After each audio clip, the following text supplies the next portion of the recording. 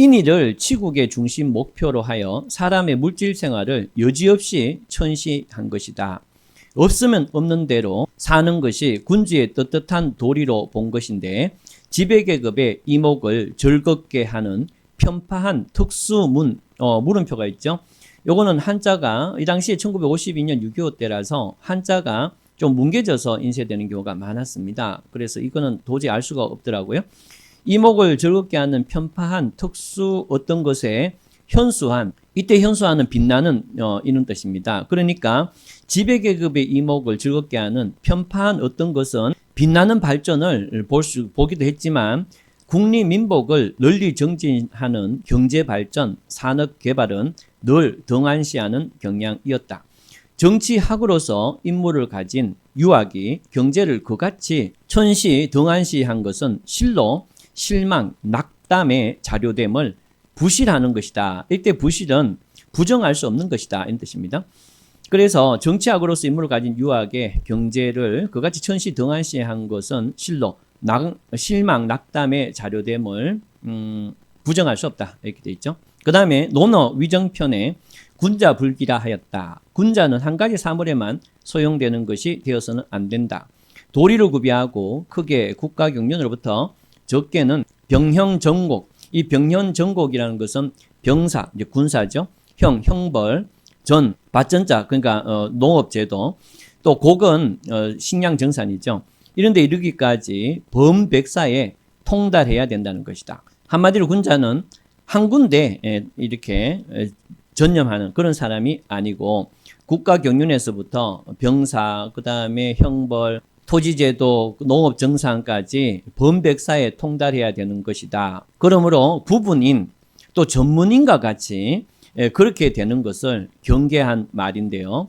산업경제 방면에 기술자가 되어서는 군자가 못 된다는 것이다. 도덕학문을 알고 현실 생활에 있어서는 만사에 통달한다는 것이 결국 하나도 똑똑히 아는 것이 없게 되는 것이다. 말하자면 상식인을 요구한 것이니 이 석기라는 건 돌그릇이라는 뜻인데 혹은 한마디로 이제 좀 멍청한 이런 뜻인 것 같습니다. 이 석기가 현실에 어둡고 등한한 경향을 가지게 함을 것이다. 이 당시의 표현법이 조금 이상합니다. 실학과 경제에 대하여 그래서 어두울 수밖에 없었다. 이렇게 되어 있습니다. 그럼 여러분들 이 글을 지금 읽었는데요. 조금 오늘날 이 글하고 비슷한 글 생각이 안 나시는지 모르겠는데 제가 보니까 논어의 군자불기, 군자는 모든 것을 다 담을 수 있는 그런 사람이어야 된다라고 했는데 이 글에서는 그런 사람은 한 군데서도 제대로 된 사람이 아니고 일반 상식인에 불과하고 멍청한 사람이다. 이렇게 얘기하고 있죠. 그러면 여러분들 요즘 TV를 켜기만 하면 토론 프로그램이 나오잖아요. 근데 그 토론 프로그램에 한 10 몇 년을 거치면서 그 구성원이 그대로 나와요. 모든 분야에 다 능통한 듯이 얘기를 하는데 여러분들이 늘 보는 패스트푸드점의 직원, 그 직원을 늘 보잖아, 그죠? 그런데 막상 그 직원 아르바이트로 들어가서 그 직원을 일을 하면 여러분이 상식적으로 이해하는 거하고 너무나 다르죠. 하물며 국가의 그 업무는 얼마나 그 전문적이고 그 분야만 가지고 있는 독특한 게 많겠어요. 근데 지금 마치 500~600년 전에 유가가 말하기를 군자가 갖추어야 될 덕목이라 해서 모든 곳에 능통한 사람이 군자다라는 것처럼 10몇 년 동안 똑같은 사람이 나와서 토론 프로그램에서 똑같은 얘기를 하고 있는 걸 제가 보면 여기서 지금 비판하는 것처럼 정말 그 사람들은 정말 상식인이고 정말 머리가 돌인 사람이다. 이렇게 이 사람이 얘기하고 있는 것과 똑같은 생각이 저도 듭니다. 그러면 계속하면 나물 먹고 물 마시고 팔을 베고 누웠더라도 이 즐거움 또한 그 가운데 있다. 부와 실, 현실은 뜬구름과 같다 한 것이다. 이와 같은 빈낙 찬양, 가난하게 사는 걸 찬양하는 거에 교훈을 찾으려면 한정이 없는 것이다. 다시 얘기하면 육아에서는 이런 내용이 너무나 많다 이런 뜻입니다.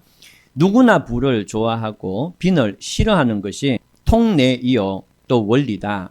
빈부를 초월하라 하는 것은 중대한 모순이고 또한 빈부를 천명이라 하는 데에서는 인간 노력에 미치지 못하는 것이니 그러니까 빈부는 천명이라고 하는 육아의 사상은 인간의 노력을 무시하는 것이다 이런 얘기고 그래서 효과 없을 곳에다가 노력을 낭비할 필요도 인정을 않을 정도다. 한마디로 빈가부는 인간이 노력해도 안 되는 것이니 그걸 이겨내기 위해서 노력하는 사람을 보고 효과 없는 곳에다가 노력하는 그러한 하찮은 걸로 이해를 했으니 이런 뜻입니다. 유학계의 경제관이야말로 산업을 말살하는 것이요 국가를 망치는 것이라 아니할 수가 없을 것이다. 이렇게 얘기하고 있습니다.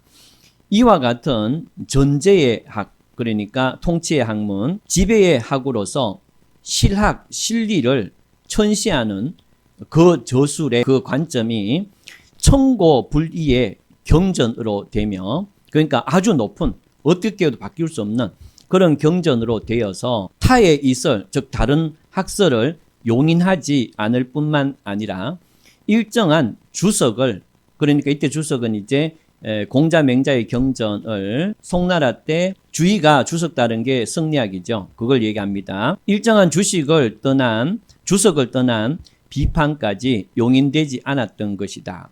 4000년 전에 소박한 원시 생활의 조술, 오래된 관점으로서 유교의 주장을 근대에 이르기까지 강행한 것이다.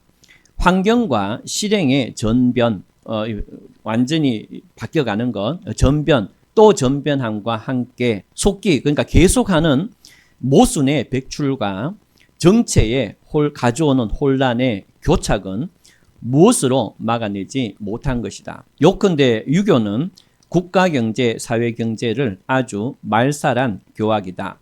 경제관이 따로 없고 경제사상이 따로 없는 것이다. 격렬한 경쟁에 의해서 발달되어 온 자본주의 경제 사상과는 크게 배타되는 바 있다. 정치적으로 민식, 그러니까 백성이 먹고 사는 것, 민식에는 관심하는 바 있었으나 도덕 중심의 행정을 추진하여 민생경제의 흥패에 대하여 하등의 체계 있는 대책을 구상한 바 없었다. 나라의 재정을 유지하기 위한 수탈의 방법으로 토지 제도만을 고치고 수보하는 그러한 것이 많이 그간 한 일이었다. 이렇게 됐습니다. 자, 1952년 10월 달에 유교적 경제관에 대해서 아주 신랄하게 비판을 하고 있는데요. 다음 영상에서는 역시 1952년 10월 사상에 실려있는 우리 독립정신과 4대 사상, 그러니까 1952년에 사람들이 봤던 독립정신과 4대 사상은 어떤 것이 있었는지 설명드리도록 하겠습니다. 그럼 다음 영상에서 뵙겠습니다. 감사합니다.